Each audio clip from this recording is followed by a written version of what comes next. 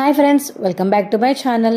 దీపా, కార్తికేడి ఒక్కదానివే వచ్చావేంటి అని కాంచన అడుగుతుంటే, అది జోష్నాకి కళ్ళు తిరుగుతున్నాయంటే హాస్పిటల్కి తీసుకెళ్ళడానికి వెళ్ళారు అత్తయ్య అని జోష్న గురించి చెప్పడంతో ఇక దీప అయితే, ఏంటి దానికి కళ్ళు తిరిగితే మీ ఆయన ఎందుకు తీసుకువెళ్తాడు? వాళ్ళ నాన్న వాళ్ళ తాతయ్య ఎవరో ఒకరు తీసుకువెళ్తారు కదా, మీరు తీసుకువెళ్ళాల్సిన అవసరం ఏముంది?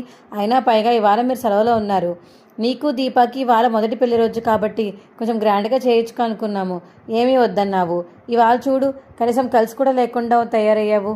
అది ఎక్కడికైనా తీసుకెళ్ళిపోతే అలా వెళ్ళిపోతాడు అసలు వాడు అని చెప్పేసి ఇక దీపని అయితే అంటుంది కాంచన. నేనేం చేయమంటారు అత్తయ్య? ఎన్నిసార్లు చెప్పినా నా మాట వినలేదు. తను ఏమవుతుంది, వెళ్తాను కళ్ళు తిరుగుతున్నా, ఇప్పుడు ఏమైపోతుంది అని చెప్పినట్టు సడన్ డైలాగ్ లేసినట్టు మాట్లాడింది. ఇక పోన్లే, నా బావ గురించి నాకు తెలుసు కదా, నా బావ గురించి సంగతి నాకు బాగా తెలుసు కదా అని చెప్పేసి ఇక నేను కూడా వచ్చేసాను అని ఇక దీప చెప్తుంటే, సరే ముందడికి ఫోన్ చేసి బేగా ఇంటికి రమ్మని చెప్పు అని కాంచన అనడంతో, సరే అత్తయ్య అని కార్తిక్ అయితే ఫోన్ చేస్తుంది దీప. ఇక ఫోన్ అయితే జోష్న దగ్గర ఉండడంతో ఫోన్ లిఫ్ట్ చేసి, హలో ఏంటి దీప, మాటికి చేస్తున్నావు, బయటకు వచ్చామన్న కామన్ సెన్స్ కూడా లేదా నీకు అని ఇక జోష్న అంటుంటే, అమ్మాయి గారు కామన్ సెన్స్ ఉండాల్సింది నాకు కాదు మీకు. వేరే వాళ్ళ భర్తతోటి అక్కడికి వచ్చి తిరుగుతున్నారు, మీకేమీ సిగ్గు అనిపించట్లేదా అనిక దీప అంటుంటే, సిగ్గా? అయినా నీకన్నా ముందు పెళ్లి చేసుకోవాల్సింది నేను. నువ్వు ఇప్పుడు పిచ్చి పిచ్చి మాట్లాడాల్సిన అవసరం లేదు.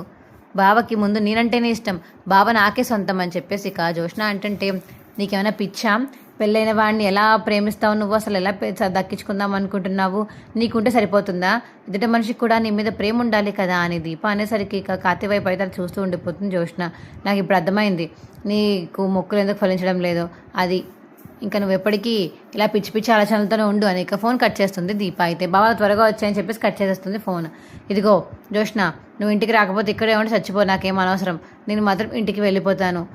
నువ్వు ఏమి అయ్యావు అని అడిగారంటే నాకు తెలియదని చెప్తాను నేనైతే అని చెప్పేసి ఇక కార్తిక్ చెప్పడంతో, సరే పద వస్తాను అని ఇక జోష్న అయితే కార్ ఎక్కుతుంది.